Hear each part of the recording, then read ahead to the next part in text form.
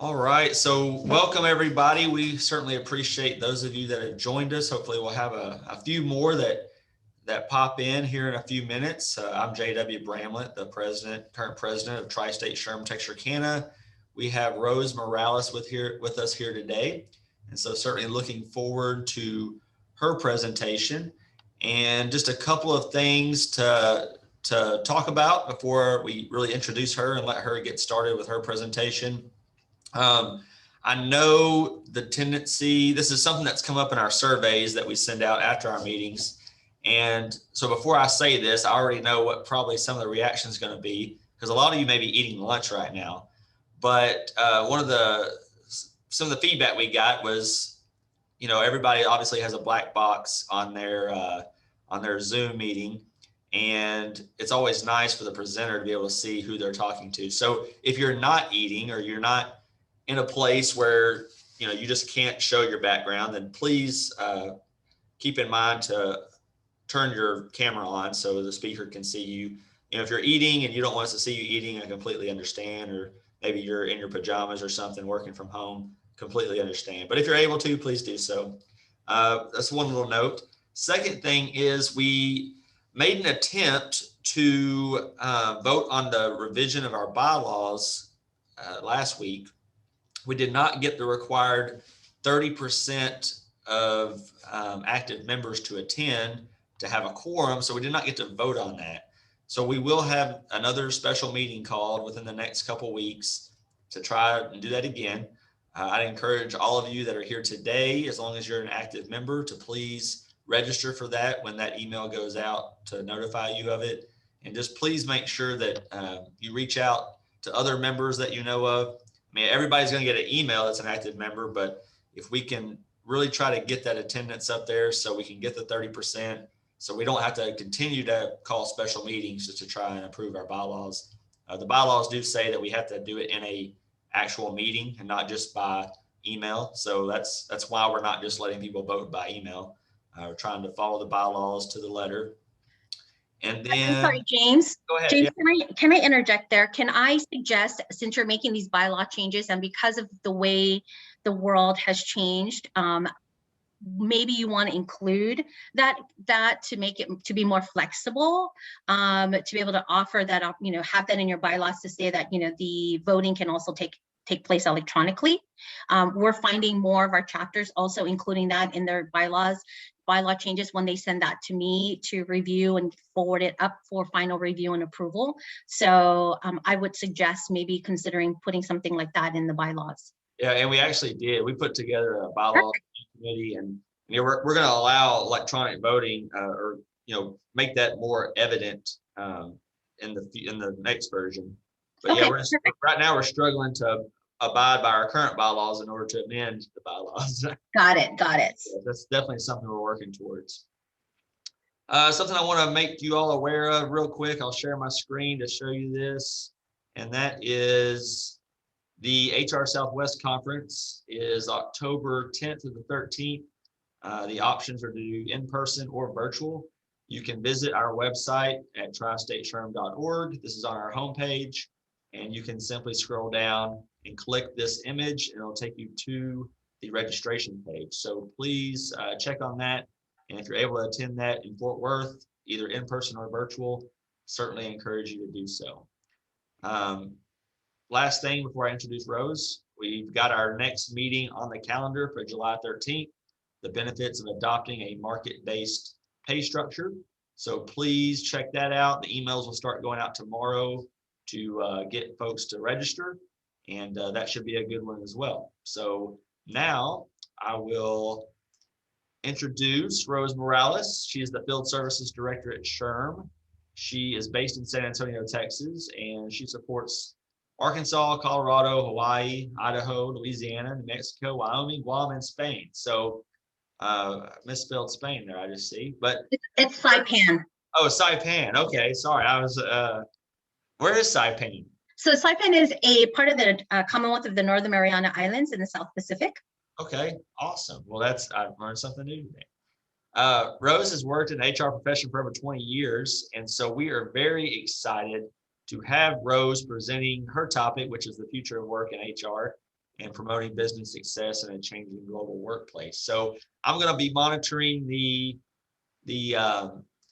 chat box. So if you have any questions and you don't feel comfortable speaking up, feel free to type it in the chat box, and I will be bringing those up as they come up.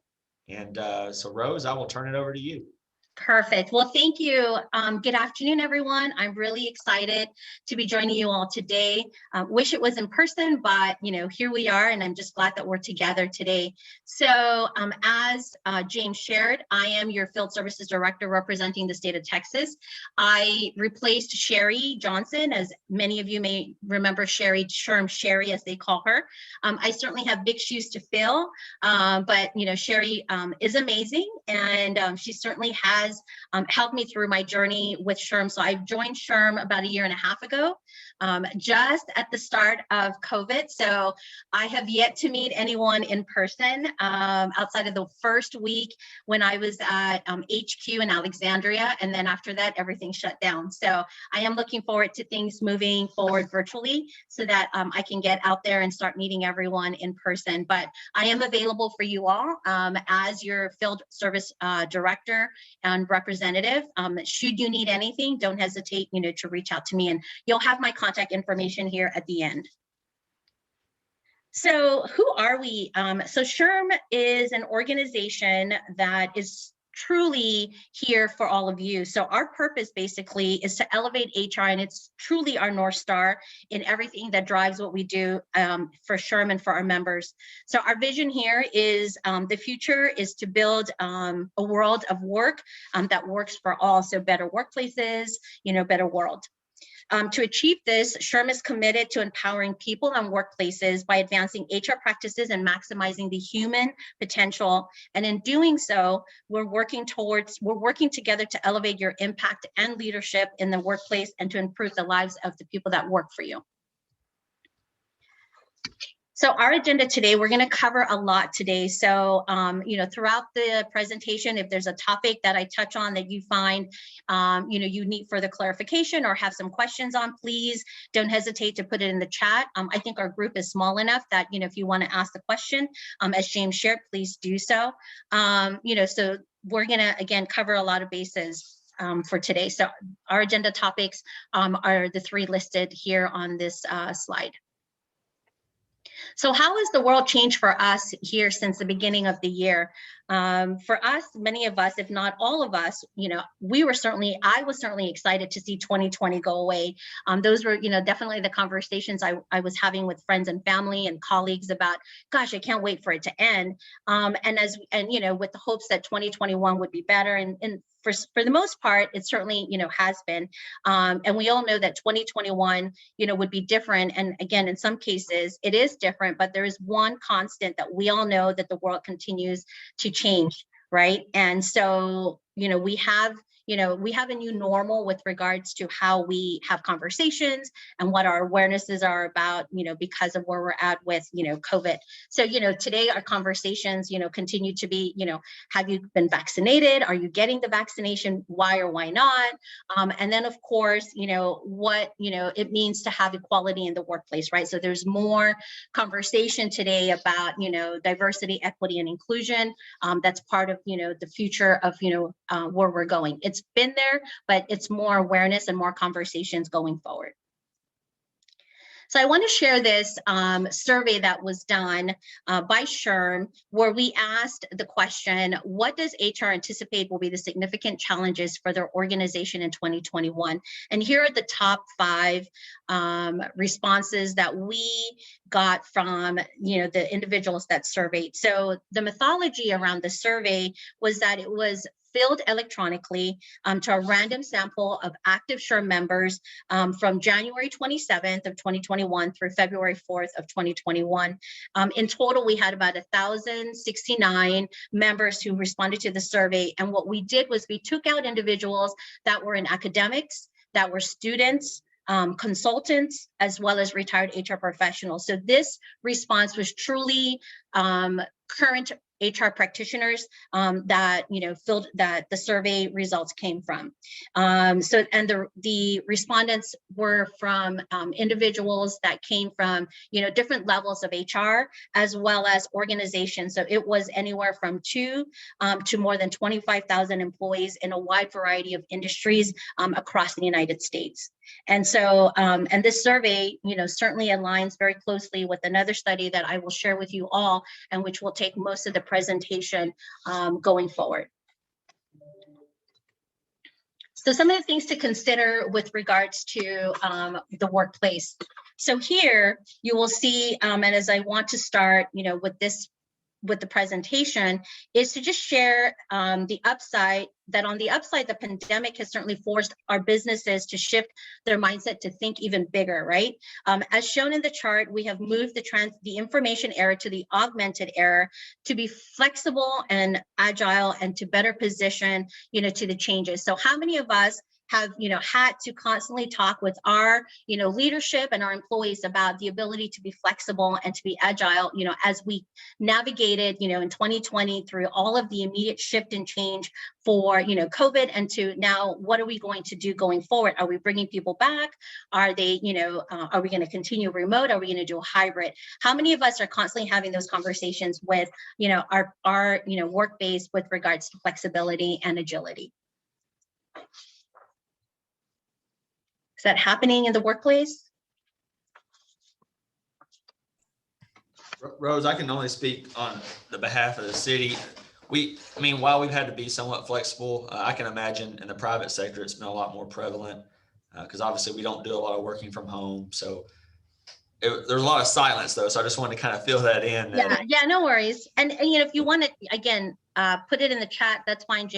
James will monitor that and we'll go from there. But, I want to just, if we can get dialogue going, that would be great. But otherwise, I'll keep pressing forward. We do have a yes. We do have a yes from one of our attendees that is happening. Wonderful. Yeah. And we're definitely getting questions about that. Wonderful. And Latanya, can you share with us, how are you addressing that with your workplace? Okay, so right now we're just trying to, we're saying for those that are at certain sites, there's not that flexibility. It just isn't a reality. But for all of the office, corporate administration, corporate technical roles, we're just being really flexible. We're saying for the jobs, specifically for work groups, it depends on what they're dealing with. So for our corporate administration offices with established groups that aren't going through transitions, we're real flexible. It's optional to work in the office or at home. For groups that are going through transitions, they have to have face-to-face time. It's right now, we're saying for now, you guys come into the office and work together. But we foresee the hybrid being a reality for the future. Okay. And for me personally, for our HR team, we're together once a week as like a mandatory once a week in the office day. All the other days are flexible. Perfect. They can come in or they can work from home either way. Okay. You can't do it unless people work really hard already and you have to worry about them doing the work. Yes, thank you so much for sharing, Latanya, and that's absolutely true, right? And it's the world that we live in today, and I think it's going to, again, the future is going to continue to move towards that direction. But also it has a lot to do with your culture, right? So what is your culture entail? So I can share with SHRM, our culture is in office. So, the flexibility around that and what that looks like. So we're, so our leadership is constantly managing, to what that looks like, because, comfort levels and restrictions of, depending on your city and the state that you live in. So, but it is definitely requiring all of us to have that flexibility and be agile, to change at a moment's notice, because we just don't know what's going to happen, from one day to the next with where we're at today. So perfect. So here, as you can see in this chart, so technology also continues to change, and it continues to change at a really fast pace, right? And we need to be able to adapt to these changes very quickly. So for me, I'm certainly very much reminded of how technology and change is here. So I'm sure that I'm not alone here, but I am that one person. And the last chapter that I did this presentation for, I think we were the only two standing in this little island of Apple users. So I am an avid Apple user and I love my Apple phone, and I'm always the one. I mean, one of the benefits when I was working for a technology company, a telecom company, is anytime there was a new iPhone release, I was one of the first ones to get the new phone. So my phone was literally not even a year old. I'd get a new one because the technology was better. And for me, I love taking pictures, right? So I used to carry my big Canon camera and, taking it everywhere. And, we go travel and I have the backpack just for the camera. And when Apple started to, their camera started to get better, I started to notice that I would leave my Canon camera at home and take all of my pictures on vacation with my Apple phone. And, Android users, I know there's some of us here, not all of us here on the call, say that the cameras are better, but that's just one aspect of how technology has changed for me and how it continues to evolve, right? So you went from a bulk to just this little flat, phone that fits in your back pocket that can still take high quality pictures, part again of, technology. And let's not even talk about how you can adapt, and sync your office calendar to your phone. So again, technology just continues to evolve. And then, of course, for those of us who love to travel, right? So part of my job is 70% of my job is to travel. And so now that travel is starting to pick up, I remember the days, right? And I think many of you can remember the days when we used to have to call a travel agent, or we'd walk to the ticket counter and have to buy our tickets. And now everything's done online. And even more so, you can even eliminate the ticket, the travel agency, because they charge you a $25, $35 fee. So I just do everything online. There's so many resources online with, technology to be able to manage. I can book, I can check in, I can even do my bags online. And then, when I get to the ticket, to the kiosk at the airport, I just, scan my, confirmation number, and then it pulls, it spits out a luggage tag. I tag my luggage and then I take it to the self, check-in counter, and then they take my luggage from there. So certainly has evolved, over time with technology. And then most recently, the one I see all the time in the commercial is Domino's. How many of us seen the Domino's, Neuro delivery, where you don't even get to interact with the driver or even have to go pick it up, right? It just comes to your door, and the door opens and your pizza's right there and you pick it up. So it certainly has changed, over time.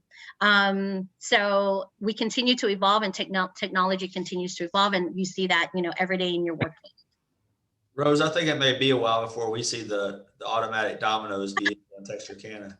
I don't know what cities it's at. I'm going to guess it's in major cities, but it's think so. commercial every day. And I'm like, that is so interesting. But again, all part of, what people are asking for, right? They want faster, contactless, interaction. So this is, very interesting to see. And I'm just amazed by where we're going, where technology continues, to take us. Yeah.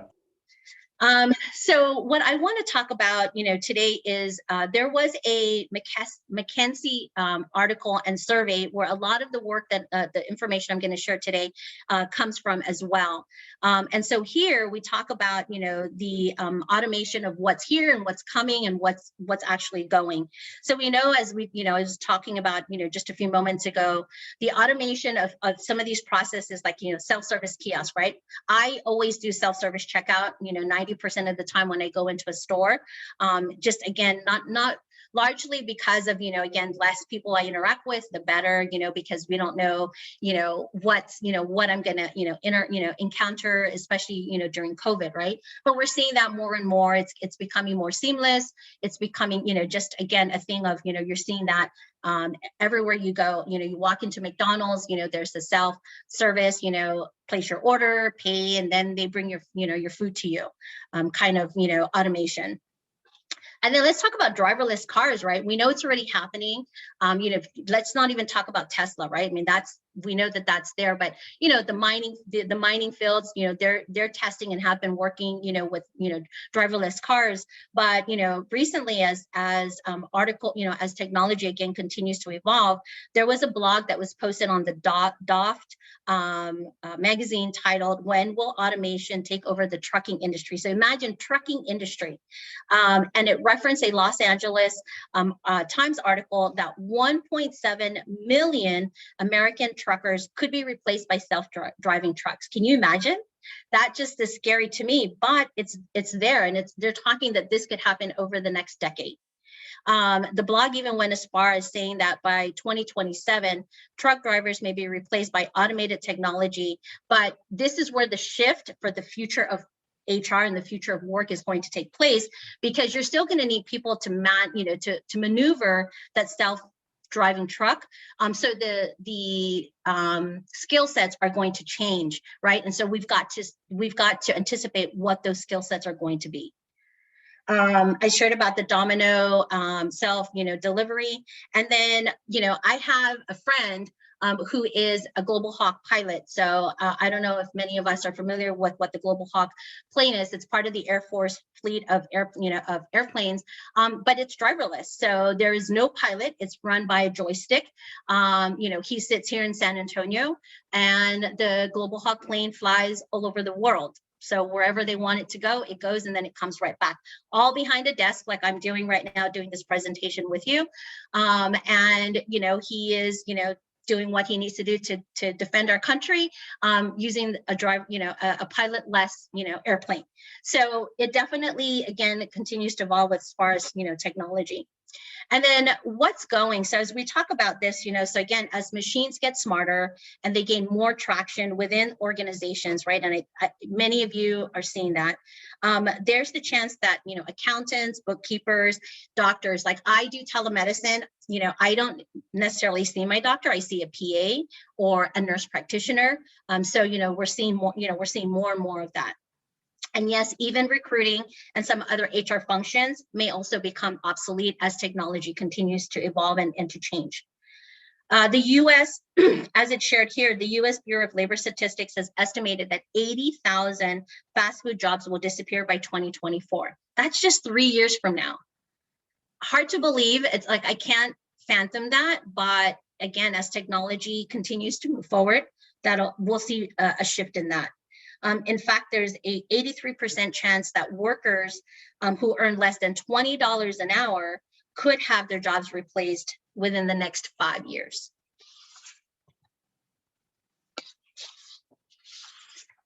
So here, what I want to talk about throughout the next few minutes is the 9 new realities for the future of work.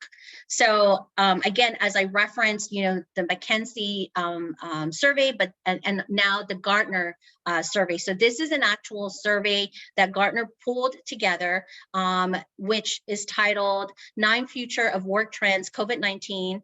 And here I want to talk a little bit more about how that aligns for us in the HR world.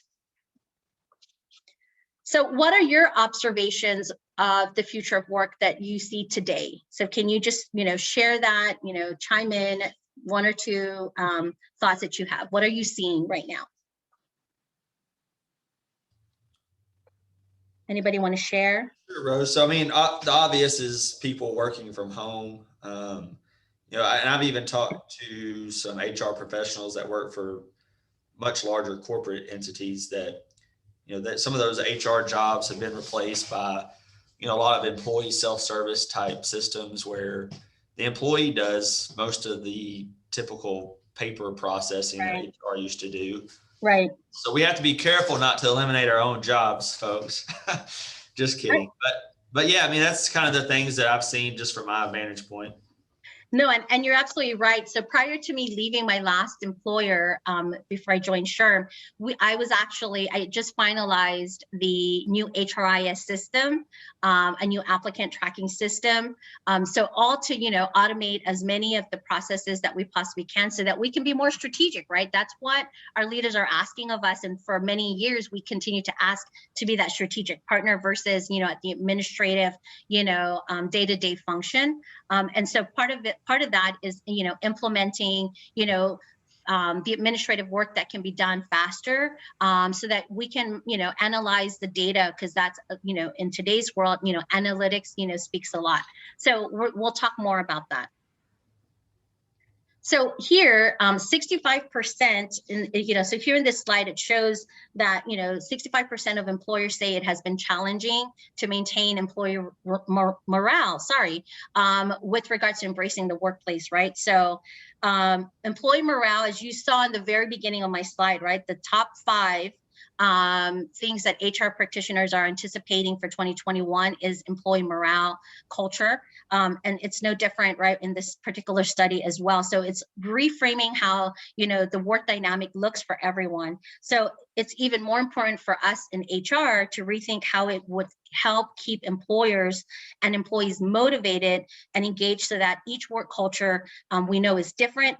There's not one cookie cutter box. You can't pull it off a shelf and say, this is the culture that I'm going to buy because it works at Apple, it works at Google, it works at SHRM, it works at the city of, San Antonio. It doesn't work that way. It's really HR understanding what their employee base looks like, what is important to them, and so managing, through that to be able to really understand how we're going to embrace it. So Latanya shared about, different departments can have, are working remotely, some can't, and they'll probably land with a hybrid model. So what does that look like again, for your organization, going forward? So as I shared, the Gartner also polled and showed that 48% of employees will likely continue to work remotely at least part of the time after COVID-19 versus 30% before the pandemic. So, there were many organizations that, did not offer remote work. And so now the challenge is, as you continue to bring people back to work. And you see these different, I occasionally get on TikTok or on Facebook, and you see some, people from HR that are HR practitioners post about, their experiences of, calling people to come back to work. And they're saying, oh gosh, no, I'm not ready to come back to work. Or, just different funny reasons why, they're not ready or wanting to come back to work. So managing through that. So again, as the organization shift to, to managing, the remote work operation, it's very important, again, for HR and the leaders to explore the critical competencies that employees will need to collaborate digitally, as well as be prepared to adjust, the company's, the employee experience strategies, because it's different, right? Working remotely and managing employees remotely versus managing them, when they're in the office. They have they're 2 totally different things. So, HR should always be looking at how to manage performance goal setting as well, and employee evaluations for, remote workers, as well as for those employees, again, that are in the workplace, and working with the people managers to help set and reset clear expectations of what that work needs to look like. So it's going to be different, for those in Latanya's shop that there's no flexibility to remote work, but, and for those that work remotely, because there are different challenges that come with it. So it's really working with your people managers to make sure that we're constantly, looking at what the expectations are and making it clear so that it's also communicated clearly back to the employees. We want to be sure to let employees know that you care. So there's that work-life balance, right? So, for those of us that work remotely, sometimes it's hard for us to remember to shut it off. And even when we are working in the office and we leave the office, because of technology and having our phones, with our work emails, it's hard to also shut it off. But it's important for us as HR to help them, understand what that needs to look like for them. One way could be, again, allowing different start and end times when possible, because we all know, and again, we're guilty of this, we just basically don't know when to walk away. And so we need to have that flexibility to be, to be able to know that, okay, they may not be sitting at their desk, for the entire 8 hours, but we know that at the end, the results are going to be there. The work's going to get done. How they get it done, that's something that the manager and the employee will work out. And then we also need to remember that there's going to be a point where we're going to hit the burnout, right? We're all hearing it every time we get in one Zoom or WebEx call. I'm zoomed out. I can't wait to get back in person. I could go with another, without another Zoom call or another meeting. So it's managing that and really hearing and listening to what, our employees are saying. And then, doing your best to also be that example to show them. And so working with your people managers to help, show and lead by example. This is a desk of one of my coworkers. I don't want to show you mine, but I literally have 3 monitors. This is her. I think she has 4 or 5 monitors at her desk, and I'd be like, that's pretty scary. But this is what, this is how our world looks like here with what we do and with the job that we do. So again, as I talked about, burnout, right? It's something that we really, again, need to manage and help our employees, as well as, remind leadership. We need to be able to support them in many different ways. And so, for example, some companies have enhanced their sick leave. They've offered financial assistance. They've also shifted, some of their ways that they do business, and also really reached out to the community and help from a community base with organizations that are important to their employees, right? Again, part of employee morale, employee engagement, what's important to you. So working with those community-based organizations for social responsibility that also align with the employees to, again, help their employees motivated and engaged. So here, even in the absence of a pandemic, as we were talking, flexible work arrangements, can also improve recruitment and retention efforts.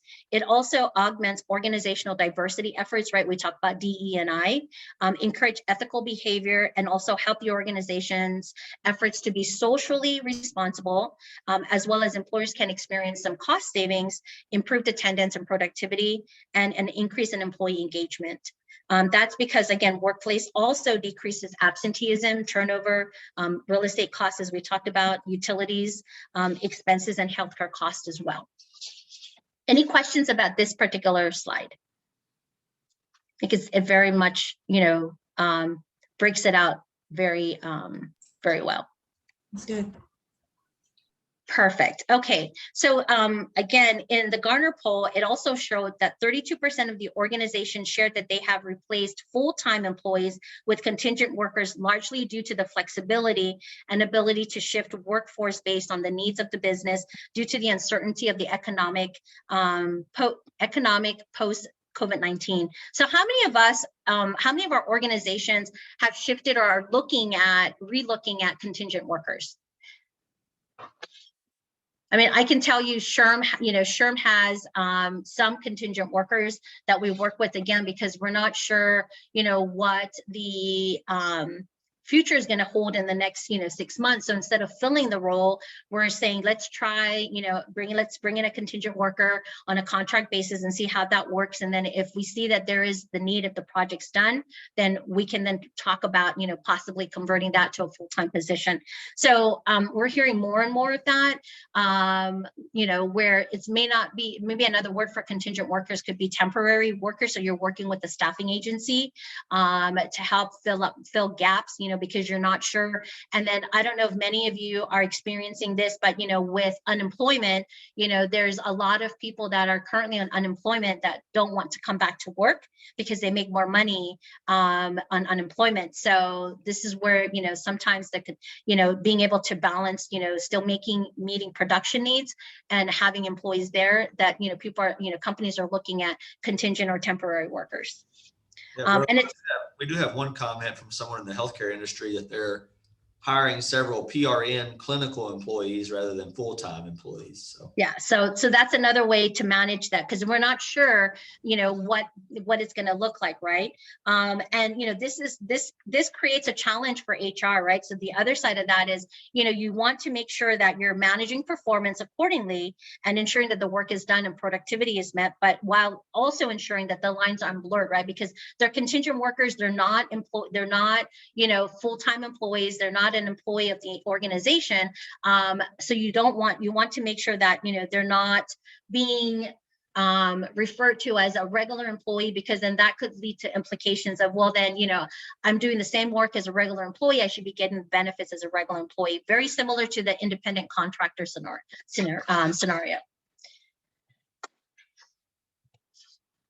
So let's talk about skills gap. So this is a SHRM study where we did the skills gap, and this was in 2019, and this still continues to evolve, right? But here in this particular study, And even in this pandemic, with many people who, again, who have lost their jobs because, again, companies have shutting down or companies are merging, there is still a skills gap. And based on the SHRM study, the top basic skill shortages identified are writing in English, basic computer skills, the spoken English language, reading comprehension, and mathematics. And I still hear that today when I talk to other, chapters, and they're trying to, fill, the skills that, their organizations are looking to hire, that they still have the challenge with, the skills gap. The most commonly reported applied skill shortage are critical thinking and problem solving, which also includes professionalism / work ethic, leadership, written communications, and teamwork collaboration. And that is, again, applied skills versus just your basic skill sets. And we'll talk more about that. So here, as HR and people managers continue to redesign the way the work is done, because again, it's really important, right, that you're partnering with your people managers, because they're the ones that live the day-to-day of what the job really entails, that you're working with them to redesign or build what that job description or the skills that are needed need to be.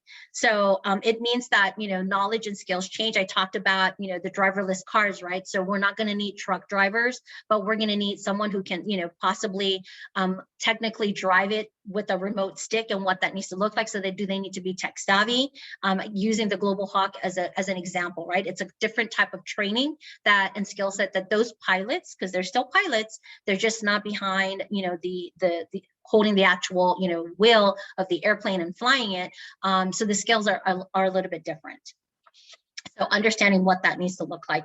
So it's, again, really important that, you take the time to relook at the job descriptions to determine, what has changed and update those skills needed for the job. So how many of us look at our job descriptions annually, or anytime somebody leaves and it's, hasn't been recently updated, that you're updating your job description? Just by a show of hands. Perfect. I mean, I definitely recommend that. It's important because, we all know, right, in every job description, there's always this and other duties as assigned.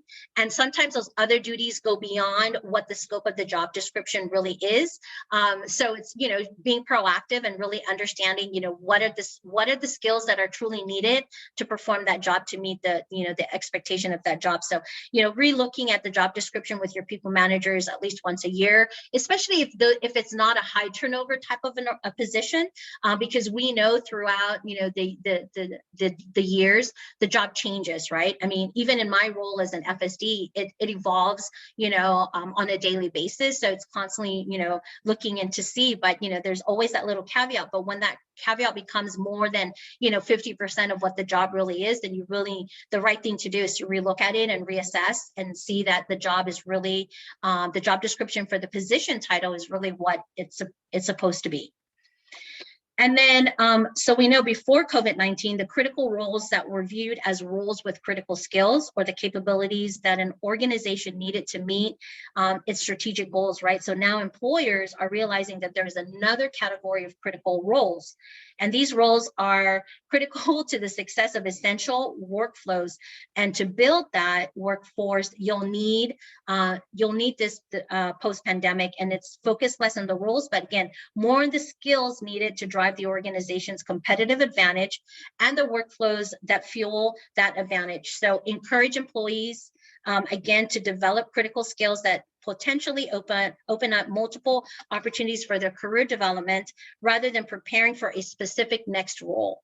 We have what we call tiger teams, where it's pushing us beyond what our job description is, but preparing us for the next level as we want to transition within the organization. So we're on these special tiger teams that work with other as a cross-functional team to learn the other side of other parts of the business, but to be able to work together and collaborate together. That changes the job, the skills of the person themselves, but then also changes the job as well. So here, As you can see in the chart, here are some reasons that employers struggle to find talent. So to position yourself as a top employer, the employer needs to be proactive and accessible.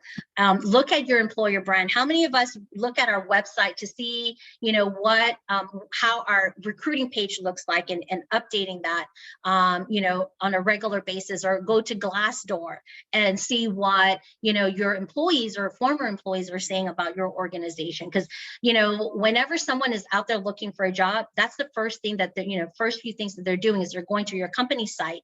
We know the generation today is more about social responsibility, and aligning themselves with organizations that align with their moral compass, right? So what are you showcasing that on your website to show that you're part of the community, that you are giving back to the community, that you partner with nonprofits that help the community? So does that reflect on your website as you continue to improve the employer brand, and help in your recruitment of new talent coming in, and even retaining the talent that you have?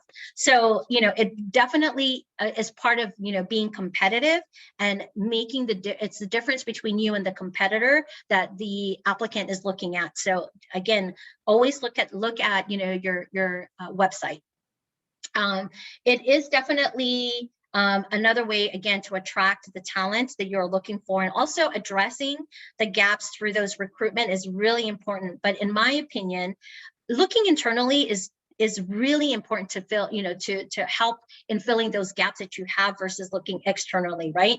Because it's the downtime is lower. They already understand the company culture. They understand, the business. So they have a faster uptime in learning and becoming more productive. So it's always important to look internally. And we do the same thing here at SHRM. In my past life, we do the same thing, right? Succession planning, part of that process, right? So who can fit the role now internally versus looking outside? Now, if we can't find someone inside, then that's when we go externally.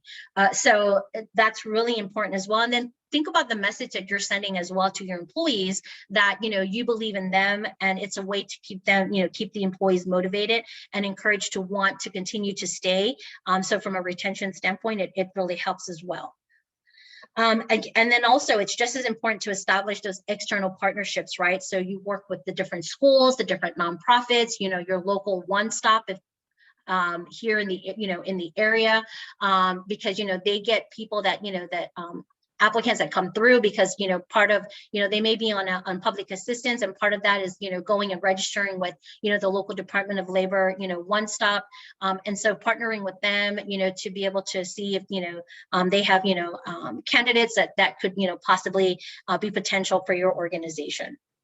And then, as we know, throughout the last, 15 months or so, companies have been hurt by the pandemic, and many have either furloughed or laid off their employees. So maybe consider partnering with those organizations that, that have laid off their employees, and they're not, that they're not coming back, that maybe you can reach out to their HR team and say, hey, we've got all of these opportunities that we're looking to fill.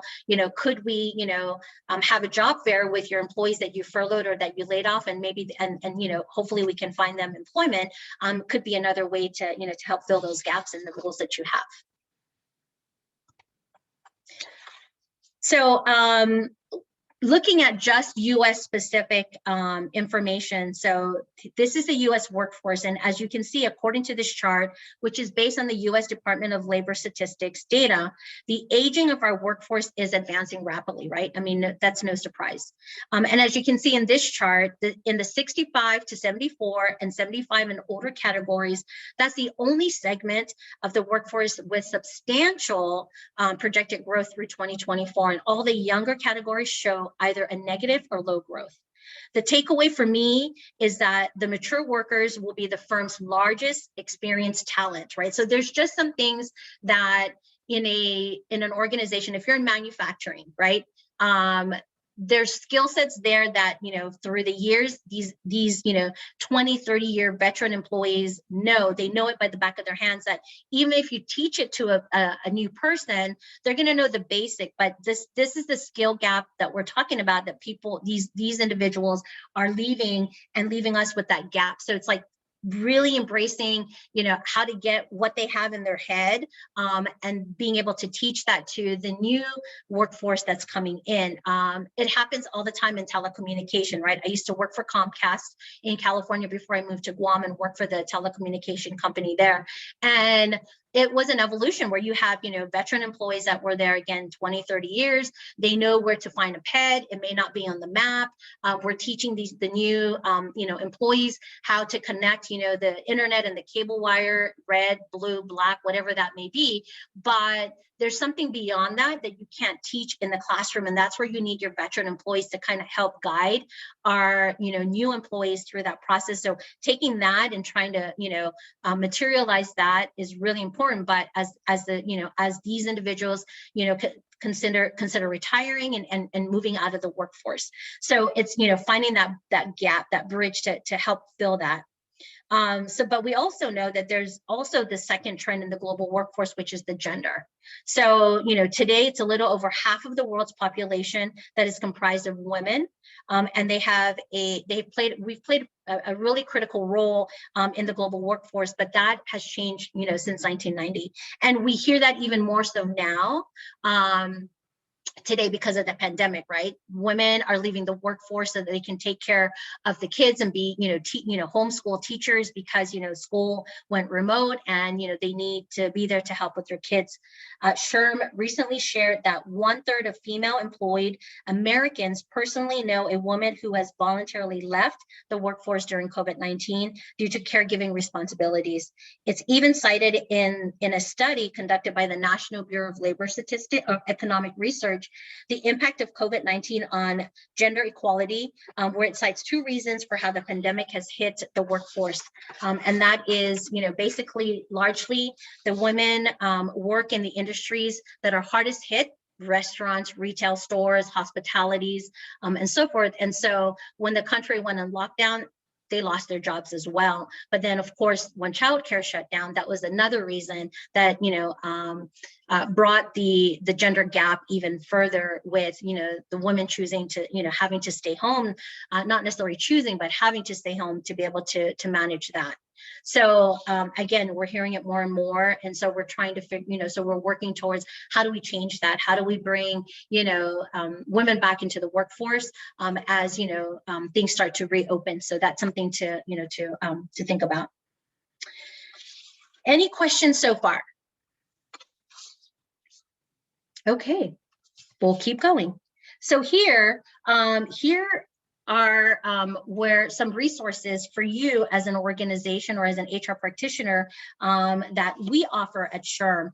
So work-based learning, which is like the Netflix style learning, we certainly support as an organization, as SHRM does, public policies that foster and expand work-based learning opportunities. So that includes apprenticeship. How many of you have heard that HR, through the SHRM Foundation, received a grant to have an HR apprenticeship program?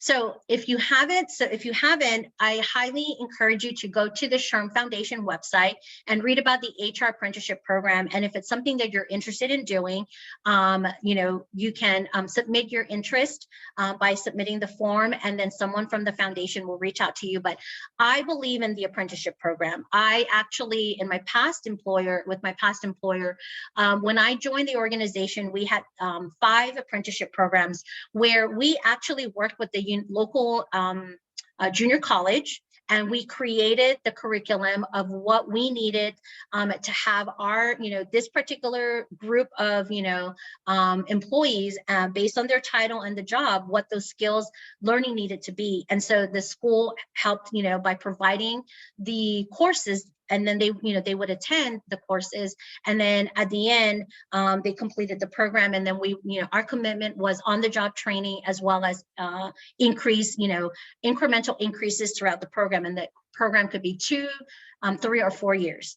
And And it really, and it's it's part of the U.S. Department of Labor. So the U.S. Department of Labor apprenticeship program department has to approve the curriculum, and then it helps fill the gap for us. So if we don't have the training budget to be able to have a full-blown dedicated training program, we do it through the apprenticeship program. So I grew the apprenticeship program from 5 to about 20 in my organization when I left them. And it's great, and the time commitment is really on the employee, because they do this after working hours, because they still have to do their 8-hour workday. But yet they're taking what they learn in the classroom, they're taking the theory and they're applying it in the practical. And that was the expectation for the employer, is to be able to take that learning and apply it on the workplace. So that's where they get the on-the-job training. So the HR apprenticeship program is a curriculum that's been approved. And so if you're looking, and a great way to look, if you're looking for someone within your organization that's an entry level, or someone who wants to upskill to be in HR, this is a perfect opportunity for that. The apprenticeship program. And then there's the skill-based hiring and enhanced employment skills instruction, where we're working with K-12 education, as well with regards to work-based learning. On top talent, again, the SHRM Foundation does, there's a lot of great resources on the SHRM Foundation for those of us who are looking to certify or receive a certificate. There's the Veterans at Work. So if you're looking to increase your diversity in your workplace, there's the Veterans at Work certificate program that you can take. It's about probably 20 hours of learning, but it really gives you a really detailed understanding of how you can recruit veterans for your workplace. There's also the second chance, right? So there's the second chance opportunity, where you're also learning how to work with those individuals that were incarcerated and need a second chance. Gives you all of the tips and tools. And if you guys are interested, I can connect you with an organization that's SHRM. So James, this is maybe for you to think about. If you're looking for a speaker, a presenter, that they can actually present to your chapter on how to work with individuals who have a record, and what to look for, and truly understanding again the legalities and so forth. So great opportunity for learning there. And then, of course, the education. So SHRM also supports the belief that employee assistance should be expanded to include student loan repayment, as well as monetary limits to increase, so that employers have the flexibility to give, and how do they design the for the employee student assistance program that you may offer within your organization. And it's a great way, again, to help with retention. So resilience within our organization. So we certainly know, again, with the pandemic, this has required all of us to relook at how we do business and the need to make those changes. We need to be more agile, as we showed earlier, at the beginning of the presentation. Agility is important. We need to offer our employees and the team the flexibility and the agility to get the job done. We've had to shift and redesign the jobs that we are doing, and have learned the importance of working cross-functionally in order to keep the business going, right? So I talked about the Tiger team coming together and adapting to a cross-functional type of environment. It just definitely elevates the skill sets and the needs to the next level. In the 2019 Gartner study, it showed that organization design survey found that 55% of organizational redesigns were focused on streamlining roles, supply chains, and workflows to increase, again, efficiency, right? So we're doing more with less, but a lot of it is because we're being more efficient. And to build a responsive organization, to design roles and structures around outcomes to increase agility and flexibility, and formalizing how the processes can flex is really important. It also provides employees with varied adaptive and flexible types of skills that, again, acquire the cross-functional team concept. So organizations, we know safety is there. Safety is always going to be there, and we're always managing through the different changes, especially now, right, with COVID. But there are definitely things that, that are bigger and larger than just internal employee work-based safety programs. SHRM definitely supports it on a wider scale, working with, public policy makers to really make sure that, what they're trying to implement or introduce as a bill is something that aligns with the workplace, again, so that it's not cumbersome. So it's always something that they're constantly collaborating with. But we as an HR professional now, right, are even more so involved with making sure that our workplace is even more safe. And OSHA continues to drive how that looks like, right? So constantly making sure that we're flexible with how we're managing to the changes that OSHA may come down, or even your local state, with regards to employee safety.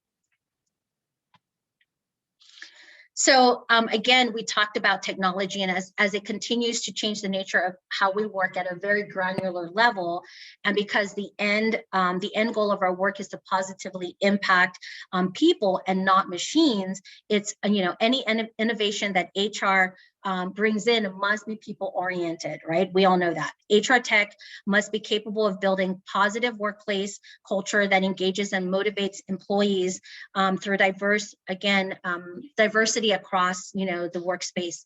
So keeping the human and the human resources, we provide the business and the people.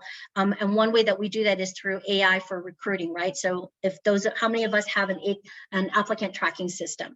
So with the applicant tracking system, it's one of the most successful HR technologies that is out there, that will be one that empower people rather than reducing them to a set of just digital, just to data. Because your applicant tracking system, if you use it the right way, is your tool to succession planning as well, right? Because all of the skill sets, the individual skills are in there in one database that you can extract from. So that's really, really important. AI for performance management. Again, these systems can be a blessing to many of us that are in HR that are super busy, but at the same time, there will always be the need for your highly skilled people managers to make sure that they're interacting with the people based on what you're teaching them, the people managers, to ensure that, that the work and the culture is not being affected by how they're leading and what their expectations are of, their employees. So you still play a critical role in that, but that also has been automated. And so we just want to remember that we're not removing the people aspect from that process. And then, of course, AI for employee engagement, right? So HR has a capability to connect individuals, not just to their job, but also to allow them to collaborate with their team, no matter where they're at. So even though they're working remotely, some are remote, some are, in the office, you still play a critical role in that engagement. It just becomes different and constantly evolving and changing as you're trying to figure out what is that right formula. There might never be a right formula again, but at least you're constantly evolving to figure what that could look like to make it, again, a more engaging experience for your employees, and that will keep them, more motivated. So here we have the emergence of, the employer transparency, and we're hearing more and more that employees want transparency, right? Prior to COVID-19, organizations were already facing increased employee demands for transparency. At SHRM, we have what we call CEO updates every 3 to 4 weeks, but we come together as an entire organization virtually, and Johnny C. Taylor, our CEO, and all of his senior executives are on that call, and they are literally sharing and answering any question that we ask for full transparency. And it's very refreshing. And so sometimes I ask, be careful what you ask for, because sometimes you don't want to hear the answer, but the reality is this is what people are asking for, is they want to understand what that looks like. It's important to balance the decisions made today to resolve the immediate concerns, especially during the pandemic, while looking at what the long-term impact will be on, again, the employment brand. Organizations will need to re-examine how they impact the environment as employees become more aware and are more vocal of what they want and what's important to them, right? So again, that corporate social responsibility is just as important, right? Because they want to align themselves with an organization that that aligns with their personal beliefs, right? I love to give and volunteer at the food bank. You know, what does my organization do to give back to the community to feed the hungry, right? Is that something that we do? We don't, then maybe this isn't the right place for me. So this is what our employees are thinking, you know, for the most part. And again, trying to find themselves where they want to be at, you know, for the rest of their, you know, the rest of their career. Hey, Rose, I just wanted to kind of give you an update on time here. We're at 1:04. Okay. I've got just a couple more slides, and then we can get going. Okay. Okay, perfect. So, and then what I'll do is I will actually send this to all of you so you can have it. But, you know, at the end of the day, so in summary, it's really important, you know, that, you know, HR plays a critical role, you know, again, as we move forward in these challenging times. Leaders will continue to look at HR for ways to optimize, redesign, and re-architect talent in the workplace. So the well-being of the employees is really important. Reskilling, creating more cross-functional teams, also known as super teams, and continuously managing the workforce strategies that align with the organization is really important. But what I want to leave you all with today is always remember to take care of yourself first, right? We at HR sometimes forget to take care of ourselves. People come to us to take care of their needs, but we also have our needs. We also have to be reminded, we have to remind ourselves that we're employees. So take care of yourself before you can take care, you know, to help you be able to take care of others, is really, really important.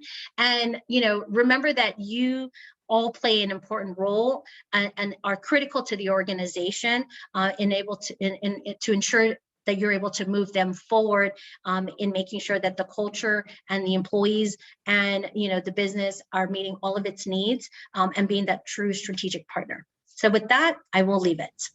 Any questions for me? All right. Well, not hearing any questions. We don't have any in the chat, nothing new that came up. I just want to say thank you, Rose, for presenting to us today. And we really appreciate your time. We appreciate the time of everyone that took the time to attend. And this session will be recorded. It'll be sent out by email, and you can access it on our YouTube page, but you will have to have the link in order to access it. And please take the time to fill out the survey as well. That's always very helpful for us to get feedback and try to prepare for upcoming presentations in the future. Yes, all the feedback, good, bad, or indifferent, I definitely would love to receive, as it helps me as well. All right. Well, thank you, everyone. We'll end it for today. And Rose, we actually have another meeting after this between you and I. So I want to jump onto that one as soon as I get off of this one. Okay, perfect. Thank you, everyone. I appreciate your time. Thank you. Have a good one. You too. Bye-bye. Bye.